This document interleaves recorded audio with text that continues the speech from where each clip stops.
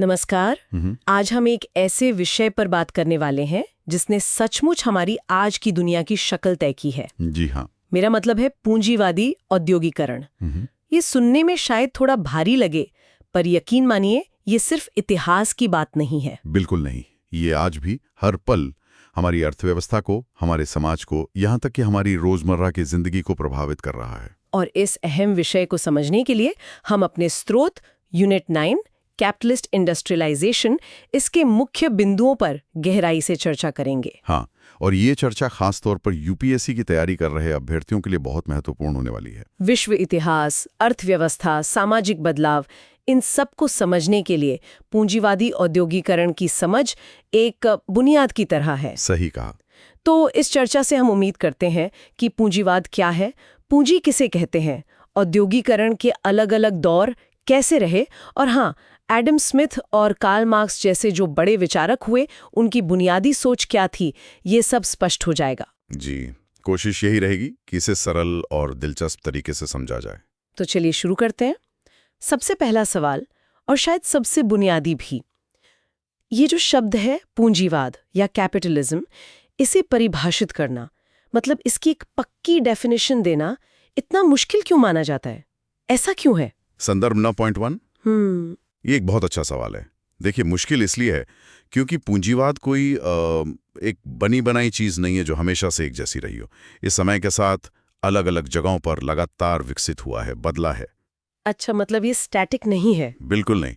अगर हम मोटे तौर पर समझने की कोशिश करें तो कह सकते हैं कि ये एक ऐसी आर्थिक और सामाजिक व्यवस्था है जिसमें उत्पादन के साधनों पर, मतलब फैक्ट्री, जमीन, मशीनें, इन पर ज्यादातर निजी स्वामित्व होता है। यानी प्राइवेट ओनरशिप। हाँ, प्राइवेट ओनरशिप। और चीजों का उत्पादन और उनका बंटवारा वो मुख्य रूप से बाजार की शक्तियों द्वारा तय होता है, मांग और पूर्ति के जरिए। और इस पूरी प्रक्रिया का जो केंद्रीय लक्ष्य है वो है मुनाफा कमाना। मुनाफा कमाना, ये तो लगता है सबसे अहम है। जी बिल्कुल, प्रॉफिट मोटिव। लेकिन जैसा मैंने कहा, इसकी कोई एक ऐसी परिभाषा नहीं है जिस पर सब सहमत हों। आप 16वीं सदी के व्यापारिक पूंजीवाद को देखेंगे, वो अलग था। 19वीं सदी का औद्योगिक पूंजीवाद अलग था। और आज का वित्तीय पूंजीवाद या ग्लोबलाइज्ड कैपिटलिज्म वो फिर अलग है। तो इसकी विविधता ही परिभाषा को जटिल बनाती है। ये बात समझ में आती है। समय और जगह के हिसाब से इसके रूप बदलते रहे हैं। ठीक है, तो अगर पूंजीवाद व्यवस्था है तो इसका आधार है पूंजी यानी कैपिटल। अब ये पूंजी क्या बला है? क्या ये सिर्फ पैसा है, कैश, नोट? संदर्भ 9.2। आम बोलचाल में तो हम अक्सर पूंजी का मतलब पैसे से ही लगाते हैं। वो संपत्ति जिससे और आय या संपत्ति बनाई जा सके। जैसे आपने पैसा लगाया, उससे ब्याज कमाया, या कोई मशीन खरीदी, उससे उत्पादन करके मुनाफा कमाया। हाँ, यही आम समझ है। जी, लेकिन अकादमिक बहसों में, खासकर अगर हम कार्ल मार्क्स के नजरिए से देखें, तो पूंजी सिर्फ एक भौतिक चीज, मतलब सिर्फ पैसा या मशीन नहीं है। तो फिर क्या है? मार्क्स के लिए पूंजी एक सामाजिक संबंध है। सामाजिक संबंध, ये थोड़ा समझाइए। हाँ, देखिए, मार्क्स कहते हैं कि पूंजी का अस्तित्व तभी है जब समाज में दो वर्ग हों। एक वो जिनके पास उत्पादन के साधनों का स्वामित्व है, जमीन, फैक्ट्री, मशीनें, पैसा, इन्हें वो पूंजीपति या बुर्जुआ वर्ग कहते हैं। और दूसरा वर्ग? दूसरा वर्ग वो है जिसके पास उत्पादन के साधन नहीं हैं। उनके पास बेचने के लिए सिर्फ अपनी मेहनत, अपनी श्रम शक्ति, लेबर पावर है। ये सर्वहारा या मजदूर वर्ग है। अच्छा। तो पूंजीपति इस श्रम शक्ति को खरीदता है, मजदूरों से काम करवाता है, और जो उत्पाद बनता है उसे बेचकर मुनाफा कमाता है। इस मुनाफे का एक हिस्सा ही मजदूरी के रूप में दिया जाता है, बाकी पूंजीपति के पास जमा होता जाता है, जिससे और पूंजी बनती है। तो पूंजी क्या हुई? ये हुई संपत्ति मालिकों और संपत्तिहीनों के बीच का एक रिश्ता, एक शोषण पर आधारित रिश्ता, जिसके जरिए संपत्ति बढ़ती है। बाप रे, ये तो पूंजी की परिभाषा को बिल्कुल अलग स्तर पर ले जाता है। मतलब सिर्फ पैसा नहीं, बल्कि एक पूरा सामाजिक ढांचा, एक रिलेशन। बिल्कुल, मार्क्स के विश्लेषण का ये केंद्रीय बिंदु है। वो चीजों के पीछे के सामाजिक रिश्तों को देखते हैं। ये बहुत दिलचस्प है। तो हमने पूंजीवाद की जटिलता समझी, पूंजी का दोहरा अर्थ समझा, एक आम संपत्ति वाला और एक मार्क्स का सामाजिक संबंध वाला। अब आते हैं पूंजीवाद की पूरी व्यवस्था पर। दो नाम तुरंत जहन में आते हैं, एडम स्मिथ और कार्ल मार्क्स। इनके विचारों में पूंजीवाद को लेकर मुख्य अंतर क्या थे? संदर्भ 9.3, 9.6.1, 9.6.2। हाँ, ये दोनों विचारक पूंजीवाद को समझने के लिए मील के पत्थर की तरह हैं, हालांकि उनके निष्कर्ष एकदम विपरीत थे। कैसे? पहले एडम स्मिथ की बात करते हैं। जरूर। एडम स्मिथ, जिन्हें अक्सर अर्थशास्त्र का पिता कहा जाता है, उन्होंने अपनी किताब वेल्थ ऑफ नेशंस 1776 में पूंजीवाद को एक तरह से प्राकृतिक स्वतंत्रता की प्रणाली के रूप में देखा। प्राकृतिक स्वतंत्रता, इसका क्या मतलब हुआ? उनका मानना था कि अगर व्यक्तियों को आर्थिक फैसले लेने की आज़ादी हो, वो क्या खरीदें, क्या बेचें, कहाँ काम करें, क्या उत्पादन करें, और सरकार कम से कम दखल दे, लेसे-फेर, तो हर कोई अपने स्वार्थ के लिए काम करेगा। हाँ, स्वार्थ के लिए। लेकिन इससे समाज का भला कैसे होगा? यही स्मिथ का सबसे प्रसिद्ध विचार आता है, अदृश्य हाथ, इनविजिबल हैंड का। उनका कहना था कि जब हर व्यक्ति अपना फायदा देखता है तो बाजार में प्रतिस्पर्धा होती है। ये प्रतिस्पर्धा एक अदृश्य हाथ की तरह काम करती है, जो अनजाने में ही पूरे समाज के हित को बढ़ावा देती है। अच्छा, मतलब निजी स्वार्थ से सामाजिक हित सध जाता है? हाँ, स्मिथ के अनुसार उन्होंने व्यापार के विस्तार और खासकर श्रम विभाजन, डिवीजन ऑफ लेबर पर बहुत जोर दिया। मतलब काम को छोटे छोटे विशेष हिस्सों में बांट देना। जैसे एक पिन बनाने की फैक्ट्री में कोई तार काट रहा है, कोई नुकीला बना रहा है, कोई पॉलिश कर रहा है। हाँ, इससे काम तेज और ज्यादा होता है। बिल्कुल। स्मिथ का मानना था कि श्रम विभाजन से उत्पादकता बढ़ती है, चीजें सस्ती होती हैं और इससे राष्ट्र की संपत्ति यानी वेल्थ ऑफ नेशंस में वृद्धि होती है। तो कुल मिलाकर स्मिथ के लिए पूंजीवाद प्रगति, समृद्धि और स्वतंत्रता लाने वाली एक स्वाभाविक व्यवस्था थी। काफी सकारात्मक दृष्टिकोण है। अब आते हैं कार्ल मार्क्स पर। उनका नजरिया तो शायद इतना सकारात्मक नहीं था। सकारात्मक तो बिल्कुल नहीं था। मार्क्स ने पूंजीवाद को इतिहास के विकास के एक चरण के रूप में देखा, जिसे उन्होंने उत्पादन का पूंजीवादी तरीका, कैपिटलिस्ट मोड ऑफ प्रोडक्शन कहा, और उनके विश्लेषण का केंद्र था वर्ग संघर्ष और शोषण। वर्ग संघर्ष और शोषण? हाँ, जैसा हमने पहले पूंजी की परिभाषा में देखा, मार्क्स के लिए समाज दो मुख्य विरोधी वर्गों में बटा था, पूंजीपति बुर्जुआ और मजदूर सर्वहारा। पूंजीपति वर्ग का हित मजदूर वर्ग के शोषण पर टिका है। शोषण कैसे? मार्क्स का सिद्धांत है अतिरिक्त मूल्य का। उनका कहना था कि मजदूर अपनी मजदूरी के बराबर मूल्य का उत्पादन तो कुछ ही घंटों में कर देता है, लेकिन पूंजीपति उसे पूरे दिन काम कराता है। ये जो अतिरिक्त काम है, उससे पैदा हुआ मूल्य ही अतिरिक्त मूल्य है, जिसे पूंजीपति मुनाफे के तौर पर हड़प लेता है। यही शोषण है। अच्छा, तो मुनाफा असल में मजदूर की मेहनत का वो हिस्सा है जो उसे नहीं मिलता, मार्क्स के अनुसार। हाँ। और इसी शोषण के जरिए पूंजीपति अपनी पूंजी को लगातार बढ़ाता जाता है। मार्क्स ने इस बात पर भी जोर दिया कि ये व्यवस्था बनी कैसे। इसके लिए उन्होंने आदिम संचय की अवधारणा दी। आदिम संचय? ये क्या था? ये वो ऐतिहासिक प्रक्रिया थी जिसके जरिए किसानों और कारीगरों को उनके उत्पादन के साधनों, खासकर जमीन से जबरदस्ती बेदखल कर दिया गया।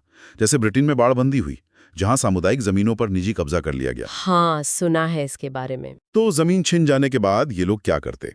इनके पास अपनी मेहनत बेचने के सिवा कोई चारा नहीं बचा। ये शहरों की ओर भागे और फैक्ट्रियों में कम मजदूरी पर काम करने को मजबूर हो गए। इसी तरह से मार्क्स के अनुसार एक तरफ पूंजी जमा हुई और दूसरी तरफ बेचने के लिए स्वतंत्र मजदूर तैयार हुए। ये पूंजीवाद की नींव थी, जो स्मिथ की प्राकृतिक स्वतंत्रता से बिल्कुल अलग एक हिंसक और शोषक प्रक्रिया थी। तो जहां स्मिथ को अदृश्य हाथ से समृद्धि दिखती थी, वहीं मार्क्स को वर्ग संघर्ष और शोषण नजर आता था। एकदम दो ध्रुव। बिल्कुल। और ये दोनों दृष्टिकोण आज भी पूंजीवाद पर होने वाली बहसों को प्रभावित करते हैं। ठीक है, तो ये तो हुई वैचारिक बात। अब जरा जमीन पर उतरते हैं। एक शब्द हम सुनते हैं, पूंजीवादी औद्योगिकरण, कैपिटलिस्ट इंडस्ट्रियलाइजेशन, और दूसरा औद्योगिक क्रांति, इंडस्ट्रियल रेवोल्यूशन। इनमें तकनीक की भूमिका क्या थी और क्या ये दोनों एक ही चीज है? संदर्भ 9.4, 9.5। अच्छा सवाल है। देखिए, तकनीक तो इस पूरे बदलाव के केंद्र में थी। पूंजीवादी औद्योगिकरण का मतलब ही है उत्पादन के तरीकों में क्रांतिकारी बदलाव, जहां मशीनों का बड़े पैमाने पर इस्तेमाल होने लगा। मशीनें जैसे कपड़ा उद्योग में spinning jenny, water frame, power loom. फिर जेम्स वॉट का सुधारा हुआ भाप का इंजन, जिसने फैक्ट्रियों को पानी के स्रोतों से आजाद कर दिया और रेलवे का आधार बना। ऊर्जा के नए स्रोत इस्तेमाल होने लगे, खासकर कोयला। हाँ, कोयला और भाप, ये तो जैसे प्रतीक बन गए। बिल्कुल। और इन सब का नतीजा हुआ फैक्ट्री प्रणाली का उदय।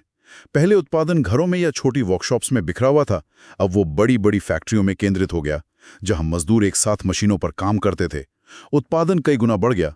तो तकनीक और नए ऊर्जा स्रोतों ने उत्पादन के पैमाने और गति को पूरी तरह बदल दिया। ये तो हुआ पूंजीवादी औद्योगिकीकरण। अब औद्योगिक क्रांति शब्द का क्या? औद्योगिक क्रांति शब्द का इस्तेमाल ज्यादातर 18वीं सदी के आखिर और 19वीं सदी की शुरुआत में ब्रिटेन में हुए तेज तकनीकी और आर्थिक बदलावों के लिए किया जाता है। ये शब्द उस दौर के नाटकों और बदलाव की तीव्रता को दिखाता है। तो ये खासकर ब्रिटेन से जुड़ा है। हाँ, पारंपरिक रूप से इसे ब्रिटेन के अनुभव से जोड़ा जाता है, क्योंकि वहाँ ये बदलाव सबसे पहले और सबसे नाटकीय ढंग से हुए। लेकिन यहाँ इतिहासकारों में बहस भी है। किस बात पर बहस? कुछ इतिहासकार मानते हैं कि क्रांति शब्द शायद सही नहीं है, क्योंकि ये बदलाव उतना अचानक नहीं था, बल्कि एक लंबी धीमी प्रक्रिया का नतीजा था जो सदियों से चल रही थी। उनका तर्क है कि विकास दर उतनी विस्फोटक नहीं थी जितनी क्रांति शब्द से लगती है। अच्छा, मतलब ये रातों रात नहीं हुआ? उनकी गति और उनका प्रभाव इतना गहरा था कि उसे क्रांति कहना ही सही है। तो ये थोड़े बहस का मुद्दा है, लेकिन मोटे तौर पर औद्योगिक क्रांति पूंजीवादी औद्योगिकरण के उस शुरुआती और सबसे प्रभावशाली चरण को दर्शाती है, खासकर ब्रिटेन के संदर्भ में। समझ गई। तो पूंजीवादी औद्योगिकरण एक व्यापक प्रक्रिया है और औद्योगिक क्रांति उसका एक महत्वपूर्ण, खासकर ब्रिटिश चरण है जिसकी रफ्तार पर थोड़ी बहस है। जी, बिल्कुल सही।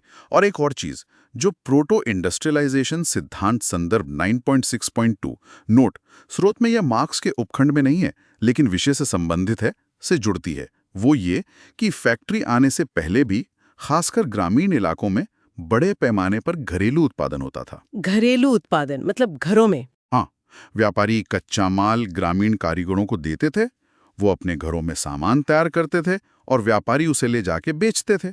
इसे आउटिंग आउट सिस्टम या प्रोटो इंडस्ट्रियलाइजेशन कहा गया। कुछ इतिहासकार मानते हैं कि इसने बाद की फैक्ट्री प्रणाली के लिए जमीन तैयार की, बाजार विकसित हुए, कौशल बढ़ा, पूंजी जमा हुई। ये भी एक दिलचस्प पहलू है, यानी फैक्ट्री एकदम से नहीं आ गई, उसके पहले भी कुछ चल रहा था। जी, इतिहास अक्सर सीधी रेखा में नहीं चलता, कई परतें होती हैं। बिल्कुल।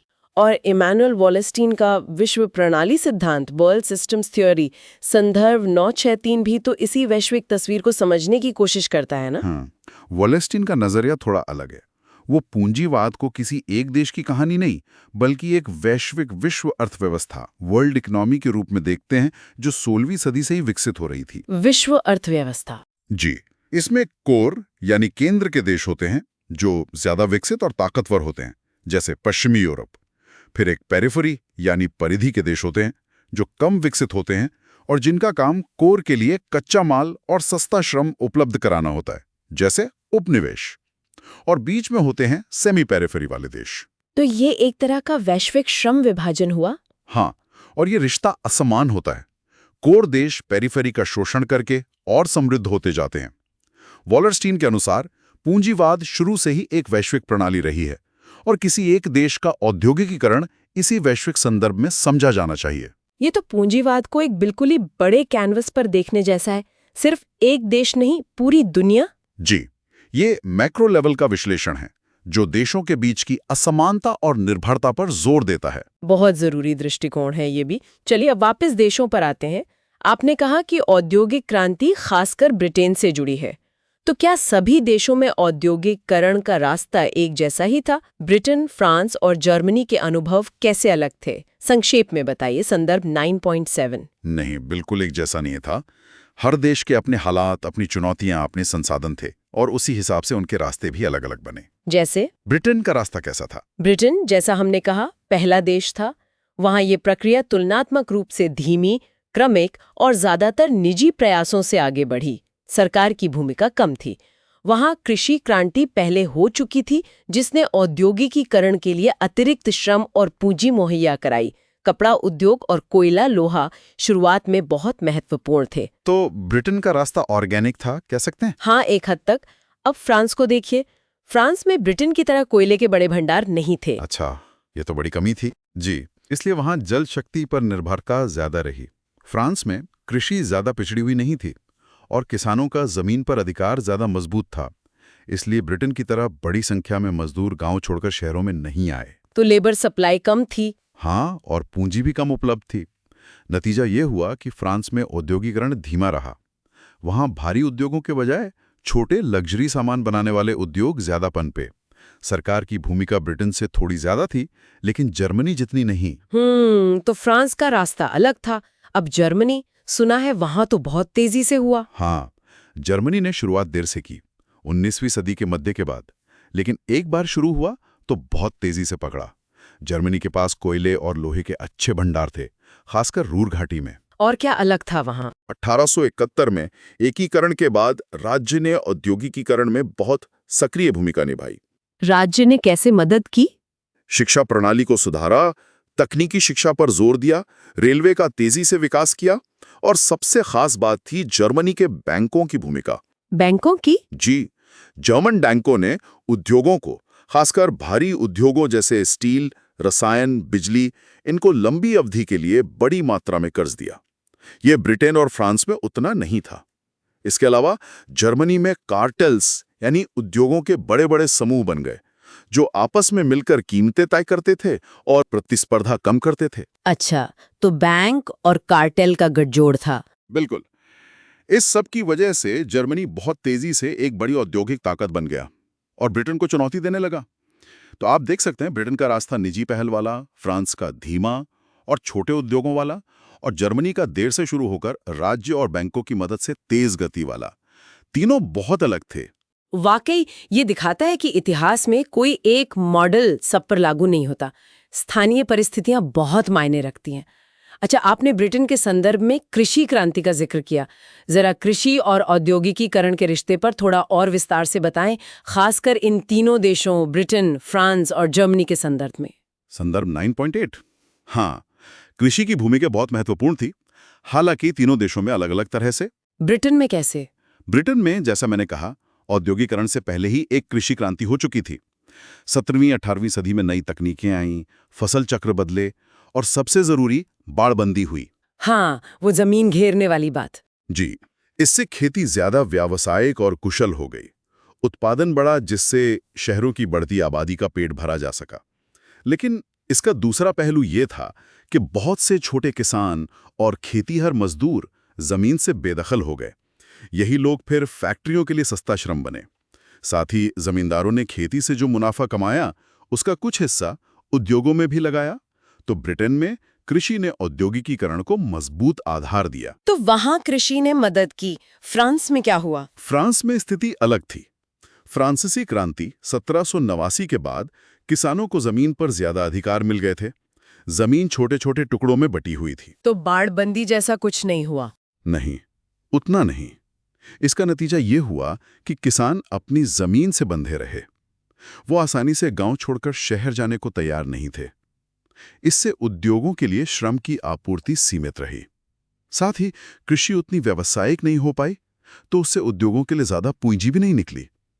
हालांकि कृषि उत्पादन धीरे धीरे बढ़ा, लेकिन ब्रिटेन जैसा तालमेल कृषि और उद्योग में नहीं बन पाया।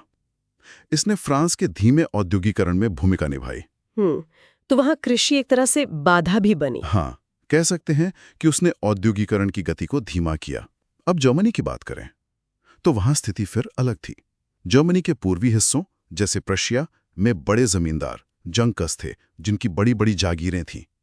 उन्होंने कृषि को व्यावसायिक बनाया, खासकर अनाज निर्यात के लिए। तो ब्रिटेन जैसा कुछ? हाँ, कुछ हद तक। इससे अनाज निर्यात से पूंजी आई, लेकिन पश्चिमी और दक्षिणी जर्मनी में छोटे किसान ज्यादा थे, फ्रांस की तरह। हालांकि 19वीं सदी में धीरे धीरे कृषि सुधार हुए, जिससे उत्पादन बढ़ा। लेकिन जर्मनी के औद्योगिकरण में कृषि की भूमिका शायद ब्रिटेन जितनी सीधी नहीं थी। वहां बैंकों और राज्य का योगदान ज्यादा अहम रहा।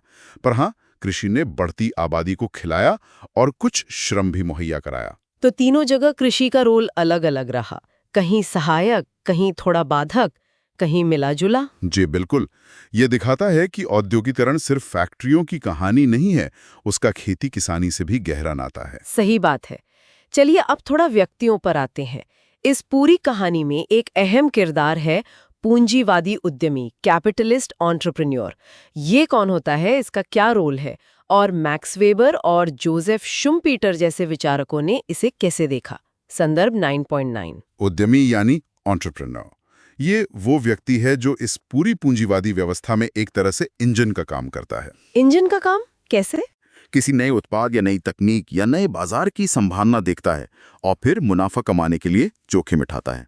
जोखिम उठाना ये जरूरी है। बहुत जरूरी। हो सकता है उसका आइडिया फेल हो जाए, पैसा डूब जाए, लेकिन वो ये रिस्क लेता है।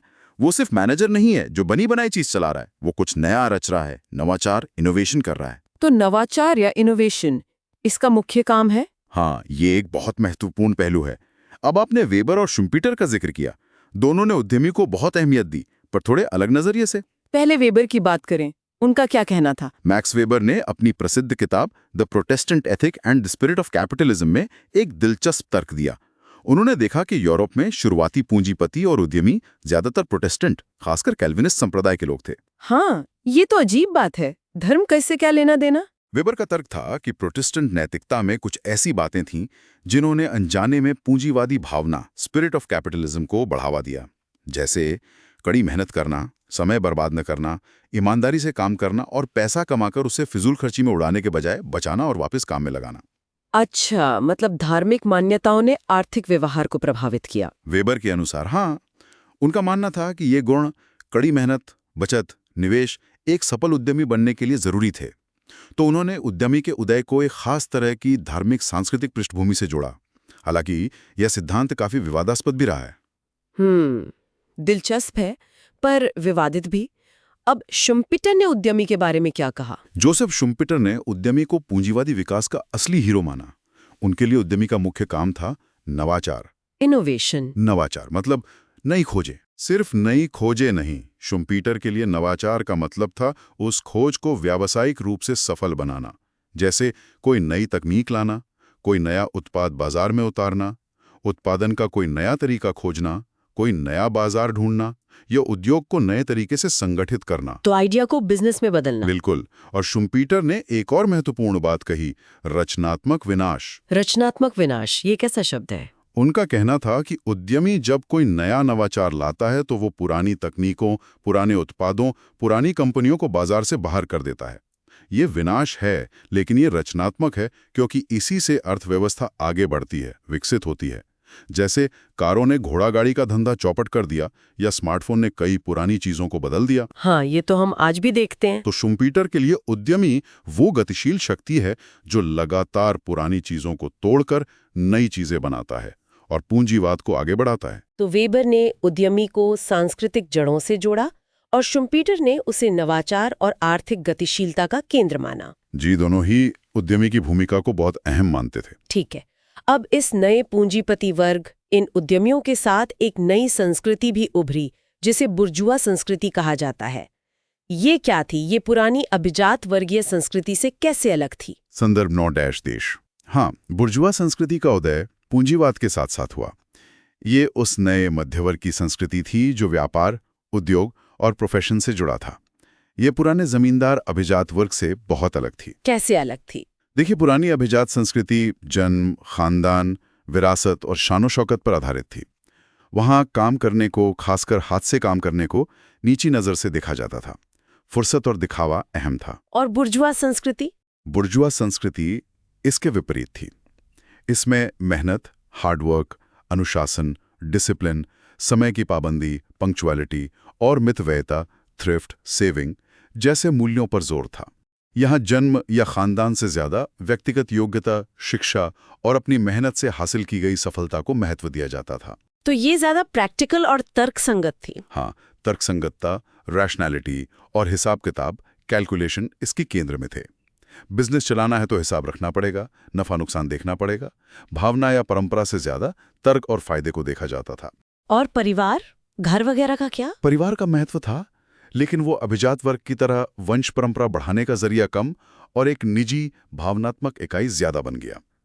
घर काम की दुनिया से अलग एक निजी स्थान माना जाने लगा। शिक्षा पर बहुत जोर दिया गया, क्योंकि उसी से तरक्की होनी थी। तो ये संस्कृति उस नए आर्थिक व्यवस्था के अनुकूल थी? बिल्कुल। ये मूल्य, मेहनत, बचत, तर्कसंगतता, व्यक्तिवाद, पूंजीवादी उद्यमी और व्यवसायी के लिए जरूरी थे।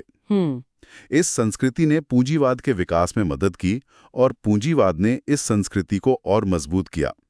कला, साहित्य, रहन-सहन सब पर इसका असर पड़ा। तो सिर्फ अर्थव्यवस्था नहीं बदली, सोचने का तरीका, जीने का तरीका, मूल्य सब कुछ बदल गया। जी, पूंजीवादी औद्योगिकरण एक समग्र बदलाव था, आर्थिक, सामाजिक, राजनीतिक और सांस्कृतिक। ये पूरी चर्चा वाकई बहुत ज्ञानवर्धक रही। हमने पूंजीवाद की परिभाषा की जटिलता से लेकर पूंजी के अर्थ, स्मिथ और मार्क्स के विचारों, औद्योगिकीकरण की प्रक्रिया, अलग-अलग देशों के रास्तों, कृषि की भूमिका, उद्यमी और फिर बुर्जुआ संस्कृति तक कई अहम पहलुओं को छुआ। हाँ, कोशिश की है कि एक व्यापक तस्वीर पेश की जा सके। तो अब अगर इस पूरी लंबी बातचीत को कुछ मुख्य बिंदुओं में समेटना हो जिन्हें श्रोता याद रख सके, तो वो क्या होंगे? एक तरह से ऑडियो बुलेट पॉइंट्स। जरूर। तो मुख्य बातें ये हैं। पहली बात, पूंजीवाद। ये मुख्य रूप से निजी संपत्ति, बाजार आधारित विनिमय और मुनाफे के उद्देश्य पर टिकी एक आर्थिक सामाजिक व्यवस्था है जिसकी कोई एक स्थिर परिभाषा देना मुश्किल है क्योंकि ये लगातार विकसित हुई है। दूसरी, पूंजी। आम भाषा में ये वो संपत्ति है जिससे और आय हो, पर मार्क्स के अनुसार ये महज वस्तु नहीं बल्कि संपत्ति मालिकों और श्रम बेचने वालों के बीच का एक सामाजिक संबंध भी है। तीसरी, औद्योगिकरण। ये तकनीक, नई ऊर्जा स्रोतों, मशीनों और खासकर फैक्ट्री प्रणाली के उदय से जुड़ा है जिसने उत्पादन के पैमाने और तरीके को पूरी तरह बदल दिया। औद्योगिक क्रांति मुख्यतः ब्रिटेन के शुरुआती तीव्र चरण को कहते हैं। चौथी, प्रमुख विचारक। एडम स्मिथ ने पूंजीवाद को बाजार, श्रम विभाजन और अदृश्य हाथ से जुड़ी स्वाभाविक समृद्धि लाने वाली व्यवस्था माना। वहीं कार्ल मार्क्स ने इसे वर्ग संघर्ष, शोषण और अतिरिक्त मूल्य पर आधारित उत्पादन प्रणाली के रूप में देखा और आदिम संचय पर जोर दिया। पांचवीं, विभिन्न रास्ते। सभी देशों ने औद्योगिकरण का सफर एक जैसा तय नहीं किया। ब्रिटेन अगुआ निजी पहल, फ्रांस धीमा कोयले की कमी और जर्मनी देर से पर तेज बैंक व राज्य की भूमिका के अनुभव काफी अलग थे। कृषि की भूमिका भी हर जगह भिन्न रही। और छठी बात, उद्यमी और संस्कृति।